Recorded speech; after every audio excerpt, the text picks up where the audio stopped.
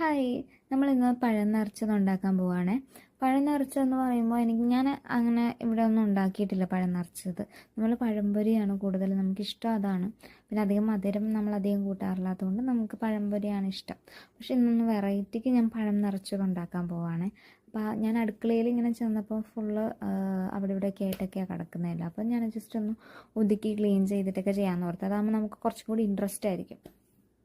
അങ്ങനെ ഞാൻ ഇതൊക്കെ ക്ലീൻ ചെയ്ത് പഴമൊക്കെ എടുത്ത് മുറിക്കുമ്പോഴൊക്കെ അത് മുറിഞ്ഞു പോകാണ്ടൊക്കെ നോക്കണം. എന്നിട്ടത് നടുവത്തോടെ ഇങ്ങനെ കീറിയിട്ട് അതിനുള്ളിൽ തേങ്ങയും പഞ്ചസാരയും ജീരകവും ഏലക്കയും വെച്ച് ഫില്ല് ചെയ്യുക. എന്നിട്ട് അതിൻ്റെ പുറമേ ജസ്റ്റ് മൈദ ഇങ്ങനെ ജസ്റ്റ് ഒന്നിങ്ങനെ കോട്ടിങ് പോലെ കൊടുക്കണം. എന്നിട്ട് അത് ജസ്റ്റ് എണ്ണയിലിട്ട് പൊരിച്ചെടുക്കേണ്ടതാണ് ചെയ്യേണ്ടത്. ഞാൻ കുറച്ച് നെയ്യും കൂടി ഒഴിച്ചായിരുന്നു.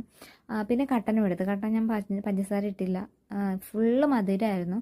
അപ്പോൾ മധുരം ഇഷ്ടമുള്ളവർക്ക് അത് ഇഷ്ടമാവും, അതല്ലാത്തവർക്ക് അത്ര അങ്ങോട്ട് ഇഷ്ടമില്ല, ഒത്തിരി മധുരം കയറും. പക്ഷെ കൊള്ളാം.